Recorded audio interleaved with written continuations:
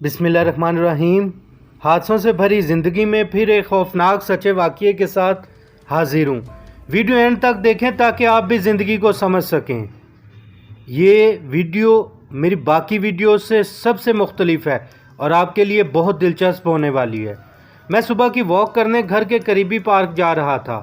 Park के अंदर जाते ही एक जगह कुछ लोगों का हजूम देखा। सुबह सुबह भीड़ देखकर कुछ हैरान हुआ और उस जगह जाकर देखा तो एक छोटा सा बच्चा दरख्त के नीचे पड़ा हुआ था, जैसे उसे पैदा हुए कुछ ही घंटे हुए थे। वो बच्चा किसका था? सब आपस में ये पहेली सुलझा रहे थे। पार्क के चौकीदार से पूछा गया तो उसे भी पता नहीं था। भीड़ बढ़ती जा रही थी। सब अपनी बातों से इस राज को सुलझाने की कोशिश कर रहे थे। एक लड़की जाने कहाँ से बौखलाई हुई आई और उस बच्चे को उठाकर रोते हुए चूमने लगी। वो कौन थी, कहाँ से आई थी, ये कोई नहीं जानता था, क्योंकि इससे पहले उस लड़की को कभी नहीं देखा गया था। गौर करने पर एक बात हैरत अंगेज़ तौर पर सामने आई। पैदा हुए बच्चे के छोटे छोटे नोकीले दांत थे और कान भी इंसानों की तरह नहीं थे। दिखने में बड़ा ही अजीब सा बच्चा था। वो लड़की उस बच्चे को गोद में उठाए पार्क से बाहर की तरफ चल पड़ी। मुझे हैरानगी हो रही थी। मैं वॉक को भूलकर उस लड़की के पीछे चल पड़ा। कुछ फासले पर जाकर वो रुक गई। वो मुसलसल इधर उधर देखती जा रही थी। दिखने में ही बड़ी परेशान थी। इंसानियत की खातिर मैंने पास जाकर पूछ लिया, आप कहाँ से आई हो?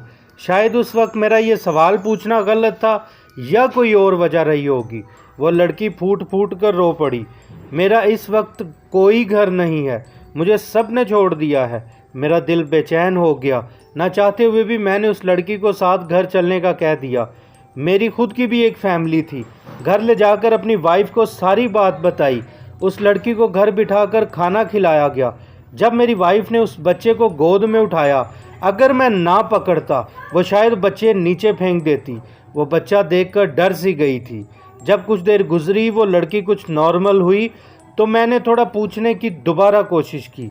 फिर जो उस लड़की ने बताया वो कभी भूले ना भुलाने वाला वाक़या था। उसने बताया, मेरा शौहर एक जिन है और वो मेरे साथ 8 साल से है।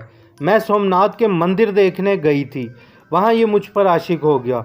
बहुत इलाज करवाया मगर कहीं फ़र्क नहीं पड़ा। ये बच्चा भी उसकी औलाद है और ये भी एक जिन है। उस जिन ने मेरे घर वालों को भी मार दिया है। वो पता नहीं क्या क्या बोलती जा रही थी और मैं किसी और दुनिया में पहुंचा हुआ था। मुझे यकीन नहीं आ रहा था कि क्या ऐसा भी हो सकता है। मैंने पूछा, क्या वो जिन हर वक्त तुम्हारे साथ होता है? उस लड़की ने सर झुकाकर कहा, हाँ, हर वक्त वो मेरे साथ होता है। मेरी वाइफ, जो कि उस बच्चे से डरी बैठी थी, वो उसकी बातें सुनकर और ज़्यादा डर गई थी। मैंने पूछा, क्या वो जिन अब भी तुम्हारे साथ है? उसने कहा, हाँ। ये कहकर वो बच्चे को उठाकर सामने खड़ी हो गई। कुछ लम्हों बाद उसने खुद ही पूछा, आईना कहाँ है?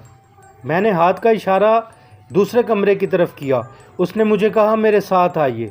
वो उस कमरे में आईने के पास जाके खड़ी हो गई। वो जैसे ही आईने के पास खड़ी हुई, हमारे पांव तले ज़मीन निकल गई।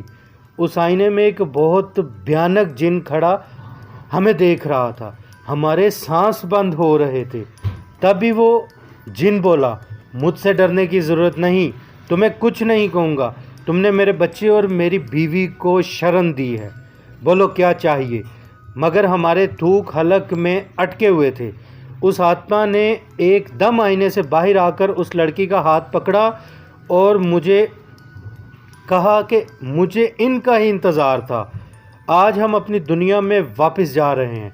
देखते ही देखते वो लड़की भी एक जिन बन के उस आईने में चली गई और मेरी तरफ देखकर मुझे कहा, अब तुम बिल्कुल डरो नहीं।